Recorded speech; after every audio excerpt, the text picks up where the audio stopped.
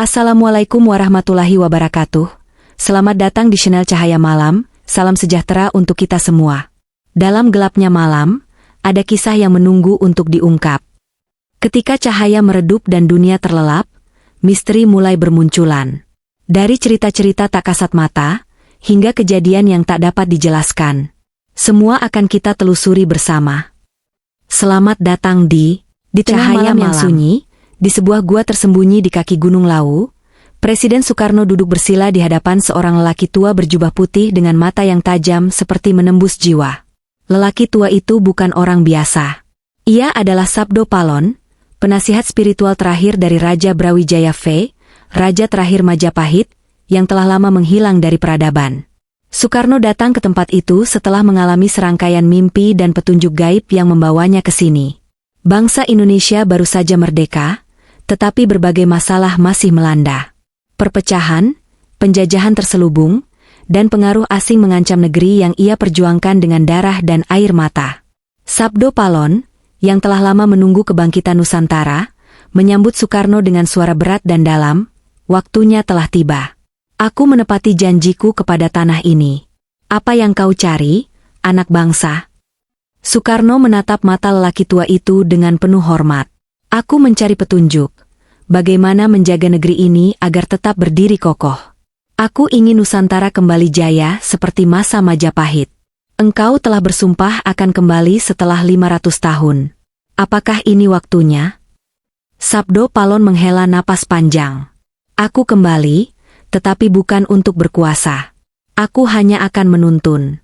Dulu, tanah ini aku tinggalkan karena Raja terakhir Majapahit memilih agama baru dan melupakan warisan leluhurnya. Aku bersumpah bahwa Nusantara akan mengalami kehancuran sebelum akhirnya bangkit kembali. Sekarang, kau berada di persimpangan takdir." Soekarno mengangguk, memahami makna kata-kata itu. Ia tahu bahwa Nusantara telah mengalami penjajahan panjang, perpecahan, dan kini sedang dalam tahap membangun kembali kejayaannya. Sabdo Palon melanjutkan, "Aku akan memberikanmu wejangan. Pertama, jangan sekali-kali melupakan jati diri bangsa ini. Kedua, jangan biarkan bangsa asing menguasai tanah ini lagi, baik dengan senjata maupun dengan tipu daya. Ketiga, jika suatu saat engkau dan penerusmu melupakan perjanjian ini, Nusantara akan jatuh ke dalam kegelapan sebelum akhirnya bangkit kembali dengan sendirinya." Soekarno terdiam sejenak, lalu bertanya, "Apa yang harus aku lakukan?" Sabdo Palon tersenyum samar. "Pegang teguh falsafah bangsa ini. Jangan hanya mengejar modernisasi tanpa menjaga akar budaya. Jangan biarkan para pemimpin bangsa ini tergoda oleh harta dan kekuasaan semata. Jika engkau setia pada perjanjian ini, Nusantara akan menemukan kejayaannya." Soekarno berjanji akan menjaga pesan ini, tetapi ia tahu bahwa jalan di depan penuh dengan rintangan. Malam itu, di Gua Sunyi Gunung Lawu, sebuah perjanjian antara pemimpin modern dan roh leluhur Nusantara terjalin. Namun, sejarah mencatat bahwa seiring waktu, banyak yang melupakan perjanjian ini. Nusantara kembali mengalami krisis, kepemimpinan yang tersesat, dan pengaruh asing yang semakin kuat. Mungkin, sebagaimana Sabdo Palon katakan, Nusantara harus melewati kegelapan sekali lagi sebelum menemukan cahaya kebangkitannya yang sejati.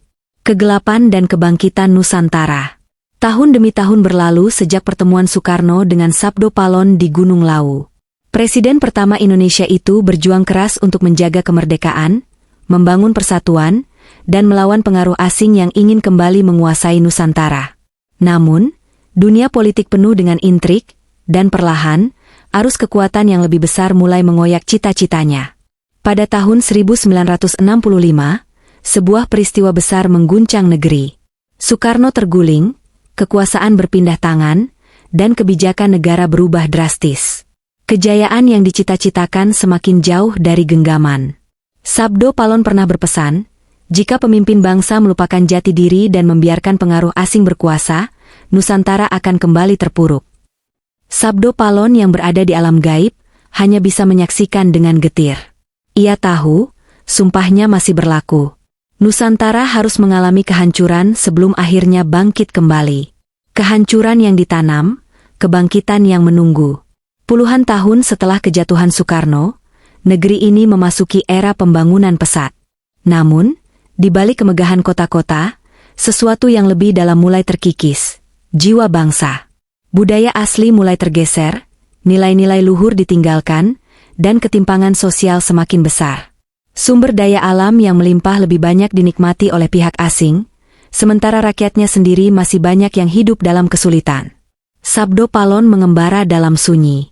Ia melihat rakyatnya kehilangan pegangan, pemimpin yang terjerat kepentingan pribadi, dan pengkhianatan terhadap janji leluhur. Namun, dalam kegelapan ini, ia juga melihat nyala kecil yang belum padam.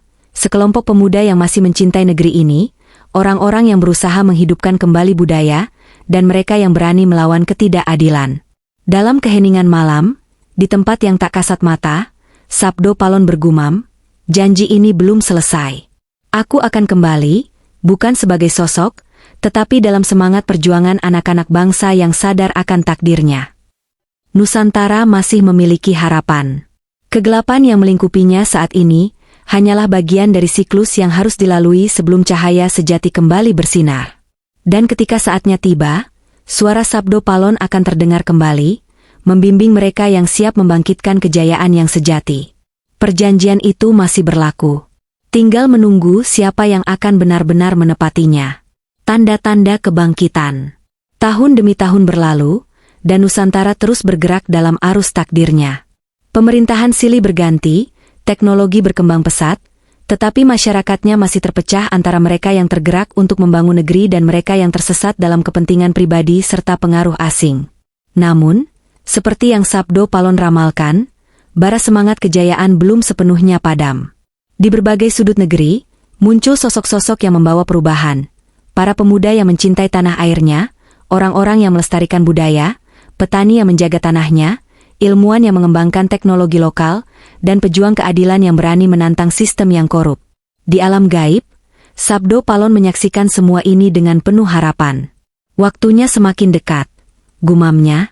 Ia tahu bahwa kebangkitan Nusantara bukan lagi tentang satu sosok pemimpin, melainkan kesadaran kolektif seluruh rakyatnya. Sabdo Palon kembali. Suatu malam, di sebuah desa terpencil di lereng Gunung Lawu, seorang pemuda bernama Jati bermimpi aneh. Dalam mimpinya, ia berdiri di sebuah hutan berkabut, di hadapan seorang lelaki tua berjubah putih dengan mata tajam. "Kau dipilih untuk membawa pesan ini," kata lelaki tua itu. "Siapa Anda?" tanya Jati. "Aku adalah Sabdo Palon, penjaga roh Nusantara." Jati terdiam. Ia pernah mendengar nama itu dari cerita-cerita rakyat, tetapi tak pernah menyangka akan bertemu dengannya, meski hanya dalam mimpi. "Apa yang harus aku lakukan?" tanyanya. "Bangunkan mereka yang tertidur.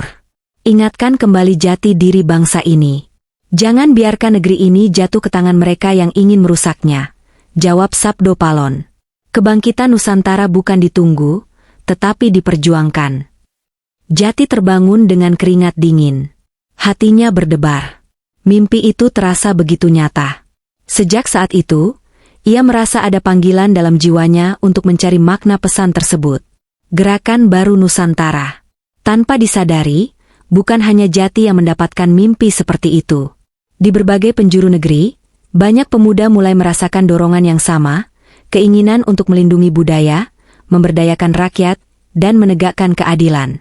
Sebuah gerakan baru perlahan tumbuh, bukan melalui senjata, tetapi melalui kesadaran, pendidikan, dan keberanian untuk menentang sistem yang tidak adil. Mereka tidak mengandalkan seorang pemimpin tunggal seperti di masa lalu. Kali ini, kebangkitan Nusantara datang dari kesadaran banyak orang yang bersatu dalam tujuan yang sama, mengembalikan kejayaan tanah ini tanpa melupakan akar budayanya.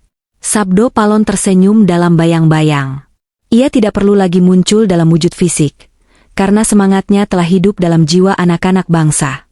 Perjanjian yang dibuatnya berabad-abad lalu kini mulai ditepati. Kegelapan yang melingkupi Nusantara perlahan mulai sirna. Cahaya kejayaan mulai kembali menyingsing di ufuk timur. Dan sejarah baru pun mulai ditulis.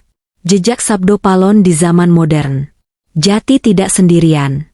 Seiring waktu, ia menemukan semakin banyak orang yang merasakan panggilan serupa. Pemuda-pemudi dari berbagai daerah yang memiliki satu kesadaran yang sama, Nusantara harus bangkit kembali. Mereka berasal dari latar belakang yang berbeda. Petani, seniman, akademisi, pengusaha lokal, hingga aktivis sosial, tetapi mereka semua memiliki semangat yang sama. Di berbagai penjuru negeri, mulai muncul gerakan-gerakan kecil yang berbasis pada nilai-nilai luhur Nusantara. Di pedesaan, muncul kelompok petani yang kembali menerapkan sistem pertanian berbasis kearifan lokal, menolak dominasi korporasi asing yang menguasai lahan-lahan mereka. Di kota-kota besar, para seniman dan budayawan mulai menghidupkan kembali seni tradisional dengan sentuhan modern, memperkenalkannya kepada generasi muda agar mereka bangga akan warisan leluhur. Di dunia pendidikan, muncul komunitas yang mengajarkan sejarah Nusantara secara lebih mendalam, melampaui versi yang diajarkan di buku teks sekolah. Sebuah gerakan baru lahir, bukan dari propaganda politik atau kepentingan segelintir elit, tetapi dari kesadaran rakyat sendiri. Dan yang lebih mengejutkan, orang-orang yang tergabung dalam gerakan ini mulai melaporkan sesuatu yang aneh. Mereka sering mengalami mimpi bertemu dengan sosok lelaki tua berjubah putih, yang memberikan pesan-pesan spiritual tentang masa depan negeri ini. Bangkitnya kesadaran kolektif. Di tengah berkembangnya gerakan ini, terjadi sebuah fenomena yang semakin menguatkan keyakinan mereka. Masyarakat mulai menolak sistem yang merugikan mereka. Para petani menolak menjual tanah mereka ke perusahaan asing. Generasi muda mulai memboikot produk-produk yang menggerus ekonomi lokal. Para pemimpin yang korup mulai dipertanyakan oleh rakyatnya sendiri. Mereka yang masih terjebak dalam arus kapitalisme global dan kepentingan asing mulai merasa terancam. Beberapa pihak berusaha meredam gerakan ini, melalui propaganda, tekanan ekonomi, bahkan upaya untuk menggiring opini bahwa semua ini hanyalah ilusi nostalgia masa lalu. Tetapi semakin keras mereka mencoba menekan, semakin kuat pula semangat rakyat untuk melawan. Di tengah kekacauan ini, muncul sosok-sosok pemimpin baru. Bukan dari kalangan politikus lama, tetapi dari rakyat sendiri, orang-orang yang benar-benar memahami kebutuhan bangsa ini. Janji yang ditepati. Di puncak Gunung Lawu, seorang lelaki tua berjubah putih berdiri, memandang ke arah Nusantara. Matanya menyiratkan kebijaksanaan ribuan tahun, tetapi kali ini ada sesuatu yang berbeda. Sabdo Palon tersenyum. Akhirnya, gumamnya, mereka mulai memahami. Ia tahu, perjalanannya sebagai penjaga Nusantara hampir selesai.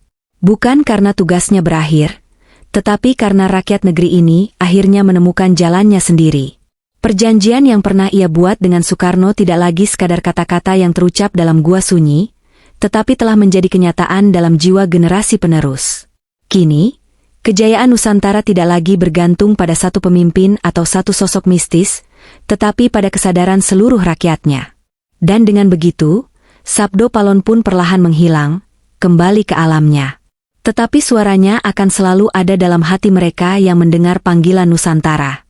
Sebab kebangkitan sejati bukan datang dari langit, tetapi lahir dari jiwa yang tidak pernah menyerah. Ujian terakhir Nusantara. Gerakan kesadaran Nusantara semakin kuat. Di berbagai daerah, rakyat mulai menyadari bahwa mereka memiliki kekuatan untuk menentukan nasib sendiri. Namun, seperti dalam setiap kebangkitan, selalu ada ujian terakhir yang harus dihadapi. Ketika para petani berhasil mempertahankan tanah mereka, hukum yang berpihak pada korporasi asing mencoba menekan mereka. Ketika budaya lokal mulai kembali hidup, hiburan dari luar negeri semakin membanjiri untuk mengalihkan perhatian generasi muda. Ketika pemimpin-pemimpin baru muncul dari rakyat, sistem lama yang masih bercokol mencoba mempertahankan kekuasaannya dengan segala cara. Pada puncaknya, tekanan dari luar semakin besar. Media internasional mulai menyebut gerakan kebangkitan Nusantara sebagai ancaman bagi stabilitas global. Negara-negara besar yang selama ini menguasai ekonomi Indonesia mulai memberikan tekanan diplomatik, ekonomi, bahkan ancaman terselubung. Sabdo Palon, yang kini hanya berupa kesadaran di alam gaib, mengamati dengan tenang. Ia tahu bahwa ini adalah titik kritis. Apakah rakyat Nusantara akan menyerah pada tekanan ini? Ataukah mereka akan bertahan dan membuktikan bahwa mereka layak untuk benar-benar bangkit? Di tengah kekacauan, dari rakyat sendiri muncul sosok-sosok pemimpin baru. Mereka bukan politisi karir, bukan bagian dari elit lama, tetapi orang-orang yang benar-benar memahami kebutuhan negeri ini. Salah satunya adalah Jati. Setelah bertahun-tahun bergerak di akar rumput, ia dan kawan-kawannya berhasil membangun jaringan yang luas. Mereka bukan hanya bicara tentang budaya, tetapi juga tentang sistem ekonomi yang adil, pendidikan yang membebaskan, dan teknologi yang berpihak pada rakyat. Mereka bukan melawan dengan kekerasan, tetapi dengan kesadaran. Mereka tidak menunggu perubahan dari atas, tetapi membangun dari bawah. Dan yang paling mengejutkan, semakin besar tekanan dari luar, semakin besar pula persatuan yang terjadi di dalam negeri. Perpecahan yang selama ini dimanfaatkan oleh pihak luar mulai pudar. Masyarakat mulai menyadari bahwa mereka harus bersatu, bukan karena perintah dari atas, tetapi karena mereka sendiri yang menginginkannya. Sabdo Palon menghilang, Nusantara berdiri sendiri. Di malam terakhir sebelum keputusan besar harus diambil, Jati kembali bermimpi. Ia melihat Sabdo Palon, kali ini berdiri di tepi samudra, menatap ombak yang bergulung-gulung. "Waktuku sudah habis," kata Sabdo Palon. Jati terkejut. "Apa maksudmu? Bukankah kami baru memulai?" Sabdo Palon tersenyum. "Tidak, kau salah. Aku hanya menunggu saat yang tepat untuk pergi. Dan saat itu adalah sekarang. Tapi kami masih membutuhkanmu." "Tidak," kata Sabdo Palon, matanya penuh kebanggaan. "Aku hanya penjaga, bukan penguasa. Nusantara sudah menemukan jalannya sendiri. Aku tidak lagi dibutuhkan." Jati terdiam. Untuk pertama kalinya, ia memahami bahwa kebangkitan sejati bukan datang dari tokoh mistis atau pemimpin tunggal, tetapi dari kesadaran seluruh rakyatnya. Sabdo Palon berbalik, melangkah menuju samudra, dan perlahan tubuhnya memudar. Sebelum benar-benar menghilang, ia berkata, "Jangan pernah lupakan jati diri bangsa ini. Pegang teguh sumpahmu. Sebab kejayaan sejati adalah ketika Nusantara tidak lagi bergantung pada siapapun, selain pada rakyatnya sendiri." Dan saat fajar menyingsing, Nusantara akhirnya berdiri dengan kepalanya tegak, bukan sebagai negeri yang hanya menunggu perintah, tetapi sebagai bangsa yang telah menemukan kekuatannya sendiri. Babak baru Nusantara. Fajar menyingsing di atas Nusantara yang telah menemukan kesadarannya kembali. Tanah yang dulu tertidur dalam belenggu kepentingan asing kini mulai bergerak dengan kekuatannya sendiri.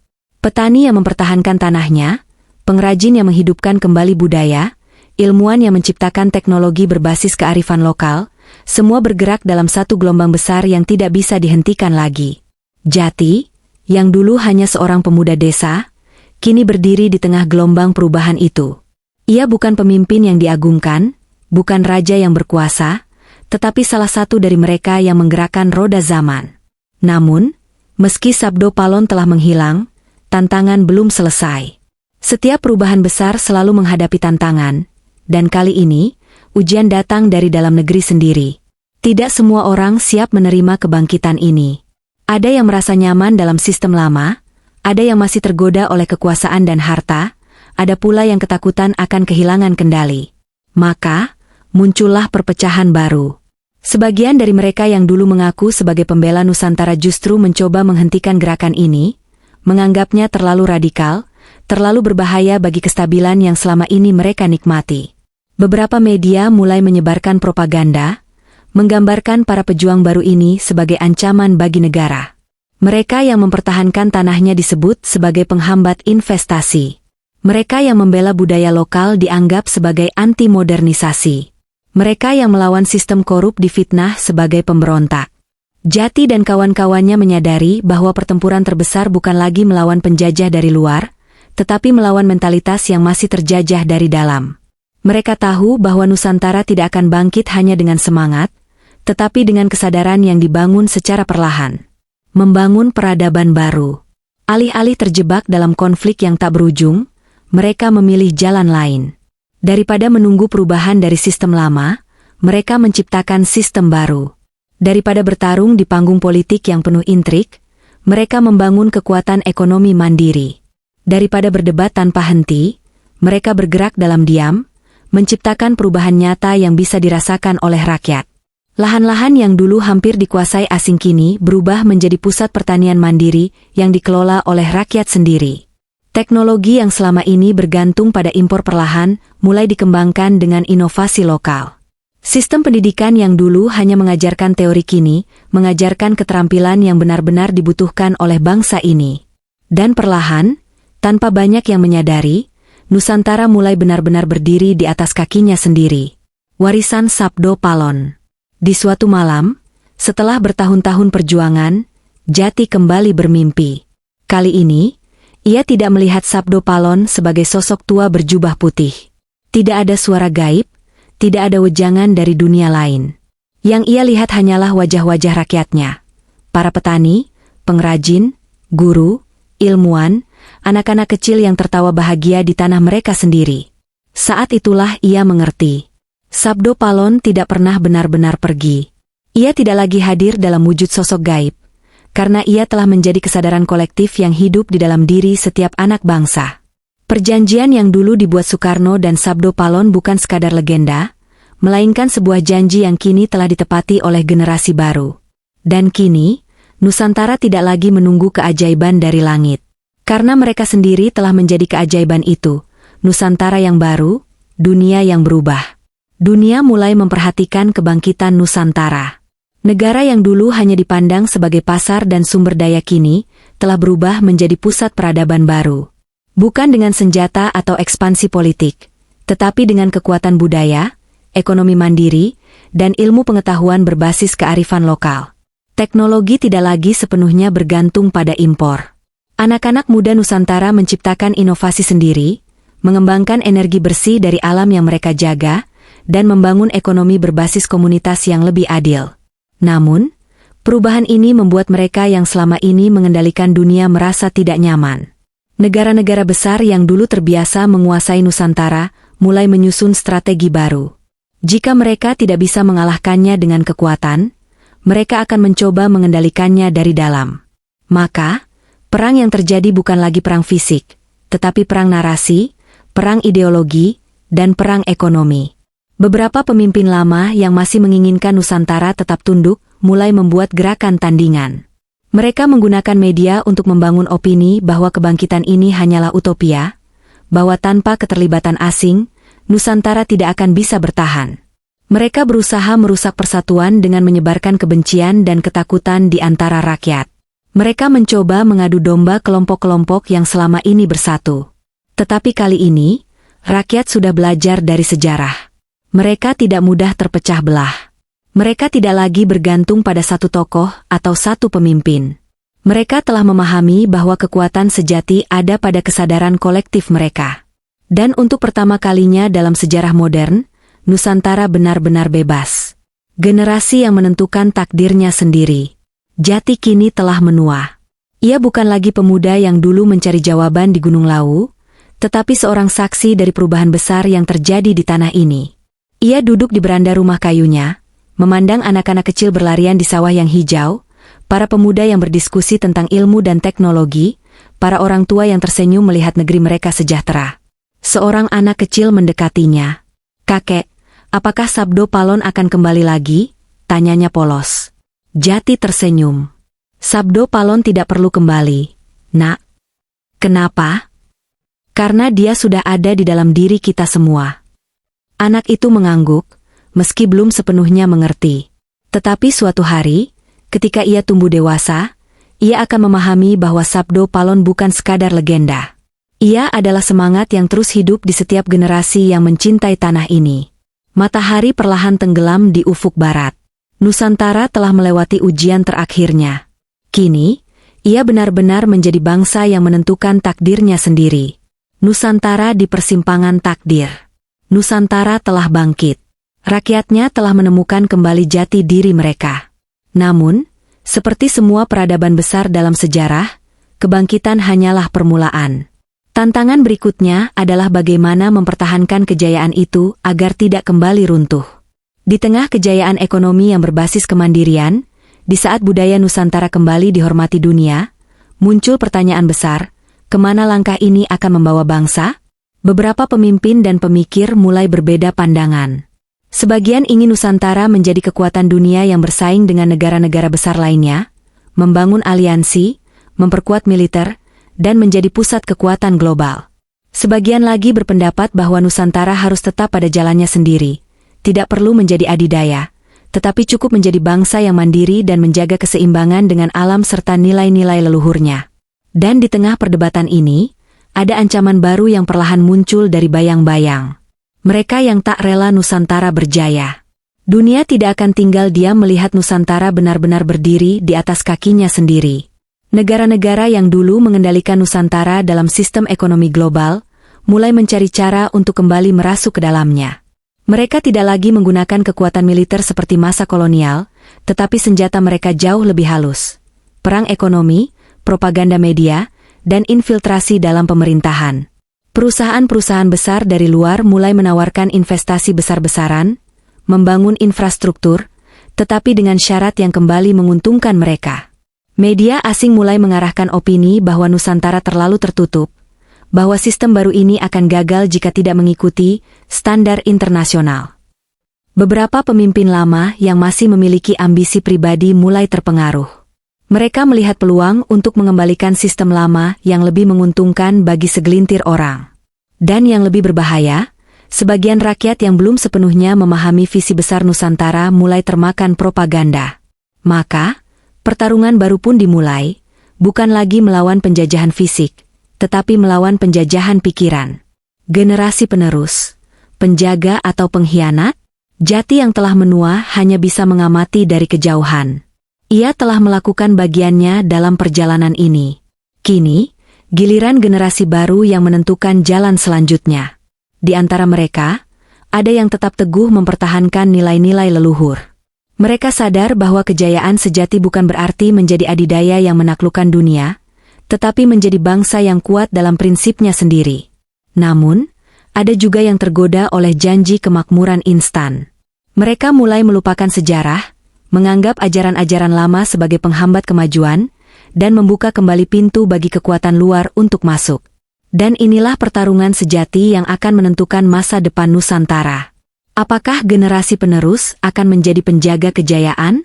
Ataukah mereka akan menjadi pengkhianat yang kembali menjual tanah ini pada kepentingan asing? Janji yang belum sepenuhnya ditepati. Di puncak Gunung Lawu, dalam keheningan yang abadi, seolah ada suara samar yang bergema dalam angin malam. Nusantara, akankah kau bertahan, atau jatuh lagi? Perjalanan ini belum selesai. Sejarah masih terus ditulis. Dan jawabannya ada di tangan mereka yang hidup di zaman ini. Apakah kau salah satunya? Nusantara, pertarungan terakhir atau awal baru? Dunia semakin memperketat cengkeramannya. Setelah gagal menjajah Nusantara melalui ekonomi dan budaya, kekuatan asing mulai menggunakan cara yang lebih licik, menciptakan perpecahan dari dalam. Mereka tahu bahwa bangsa ini tidak bisa ditundukkan dari luar. Tetapi jika rakyatnya sendiri mulai kehilangan arah, jika pemimpinnya mulai saling curiga, jika generasi mudanya mulai meragukan identitas mereka sendiri, maka Nusantara akan runtuh tanpa perlu satu peluru pun ditembakkan. Dan itulah yang mulai terjadi. Konflik antar kelompok yang dulu berhasil diredam kini mulai muncul lagi. Media sosial dipenuhi dengan ujaran kebencian, memperuncing perbedaan agama, suku, dan ideologi. Isu-isu lama yang seharusnya telah selesai kembali dimainkan, seperti api kecil yang dikipasi agar menjadi kobaran besar. Di sisi lain, sebagian pemimpin mulai kehilangan keyakinan mereka. Mereka mulai meragukan apakah jalur kemandirian yang mereka bangun benar-benar bisa bertahan di dunia yang terus berubah. Ada yang tergoda untuk kembali pada sistem lama, mengundang kembali investor asing dengan janji modernisasi. Ada yang mulai menyerah pada tekanan global dan memilih kompromi, bahkan jika itu berarti mengorbankan sebagian dari nilai-nilai yang telah diperjuangkan. Dan di tengah semua ini, Jati yang telah menua kembali turun gunung. Sang penjaga terakhir. Jati tidak datang sebagai pemimpin politik, bukan sebagai tokoh yang ingin berkuasa. Ia hanya ingin mengingatkan generasi baru bahwa mereka sedang berada di persimpangan sejarah. Ia berkeliling ke desa-desa, ke kota-kota, bertemu dengan mereka yang masih memiliki semangat Nusantara dalam darah mereka. Para petani, seniman, ilmuwan, pekerja, dan anak-anak muda yang belum terpengaruh oleh propaganda global. Di sebuah pertemuan rahasia, seorang pemuda bertanya padanya, "Apa yang harus kita lakukan, kakek? Bagaimana kita bisa bertahan?" Jati menatap mereka dalam-dalam. Jangan biarkan mereka mengambil jiwamu, katanya. Sejarah Nusantara telah berkali-kali menunjukkan bahwa kita tidak kalah karena serangan dari luar. Kita kalah ketika kita lupa siapa diri kita. Ketika kita mulai percaya bahwa kita tidak bisa berdiri sendiri. Ketika kita membiarkan ketakutan mengalahkan keyakinan kita.